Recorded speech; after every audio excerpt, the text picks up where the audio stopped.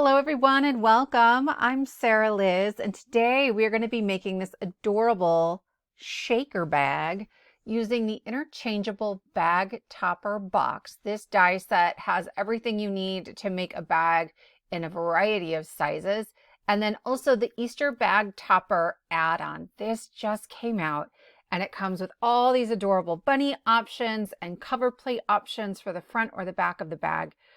So we're going to use as many as possible.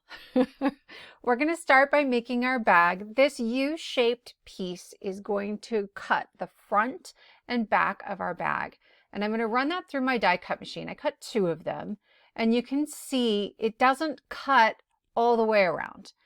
That's because you can make this taller if you want to. So here I've flipped the die around and I'm just wiggling it until it kind of pops into place, and you can do that to extend the height of the bag. There is also this skinny little piece that has those same stitch lines, and you can kind of snap that, pop that right into place to make it taller. But for today, we're going to make a pretty short one. Okay, so I have cut 2 of the handle pieces. Now you'll notice it has 2 handles and they're attached. That's to strengthen the bag. And I am just sticking my ruler right against the score line in the middle. You have those stitched lines and it kind of wants to fold on the score line and on the stitched lines, and I didn't want that to happen. So I just use that to help me make sure I'm folding at the crease. And then I'm going to hold the handle a little above where my stitch lines are. It overlaps ever so slightly, like 2 or 3 stitch lines. And then I'm going to take this to my trimmer and I'm going to cut a straight edge for the side. And then ultimately my bag is going to be slightly taller than 2 3/4 of an inch, but you can make this as tall as you want. This is such a clever die set. Okay, so I am adding on my first handle. I've just added glue to that strip, and then when I go to add the other one, I'm going to put glue all over the handle, and then that gives me a double layer handle, and that will really strengthen this. There are all kinds of little pieces to add to our bag, and so I'm adding a little bit of grass, so that grass die is included, and then this Happy Easter.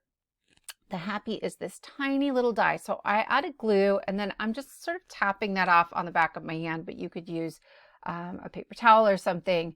I didn't want the glue to ooze out. And then for the Easter, there's some ears and a bunny tail. And so I am just using my white Jelly Roll pen and coloring those in to make those pop a little bit more.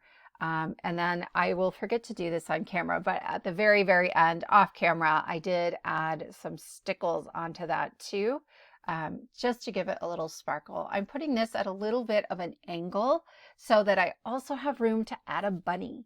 You can see on the dies to my left, there are 3 like whole bunny shapes. One of them is facing forward, and so there's like the background piece that has the belly and the ears, so you could cut that out of like pink or gray, and then the front piece, so you could do that then out of white. So it's a layering bunny, and then there's also a back facing view. You guys, it's got this cute little floofy tail. Of course, I had to do the back of the bunny.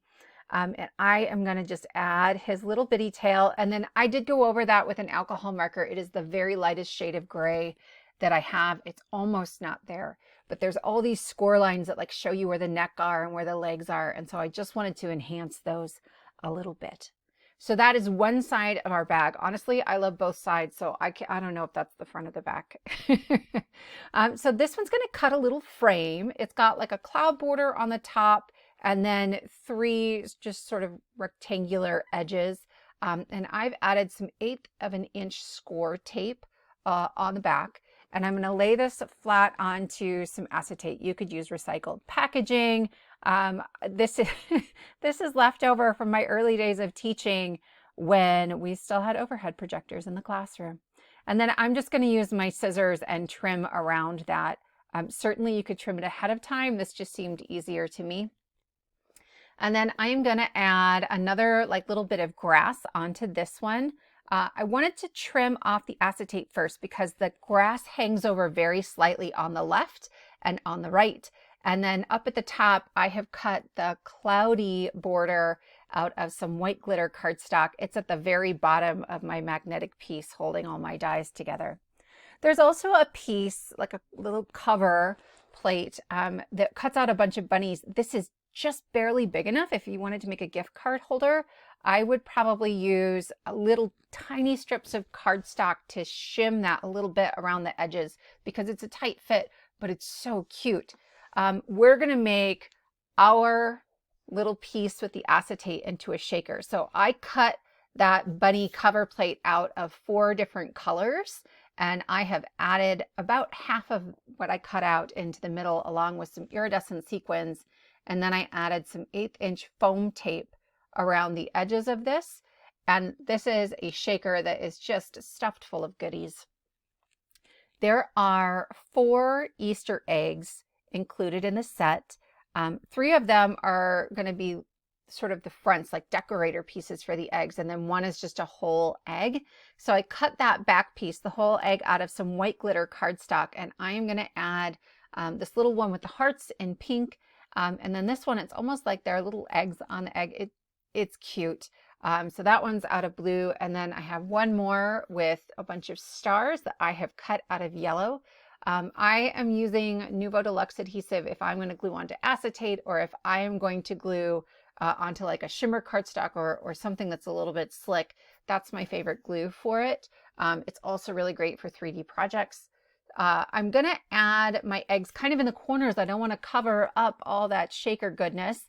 So I've got 2 on one side, and then I will stick the yellow one in the right corner, and that is the back of the shaker. I was so surprised at how quickly this came together. We have the front of our bag and the back of it, and then this piece is going to cut like the inside, right? The thing that holds it all together. So I am just folding along all of those score lines, and then on the sides you get, I love this detail, like a corner fold. I'm just sticking my thumb right into that score line and kind of bending it.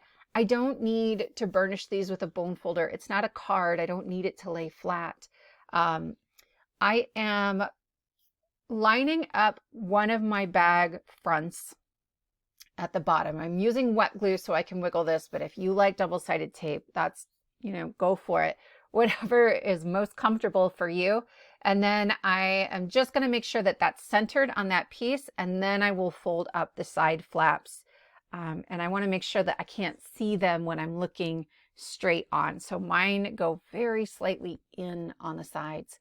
Once I flip this over, it's really easy to add the other piece. It's already sort of folded into place. I made 2 of these actually. These are for my kids. I'm so excited. They're going to love these.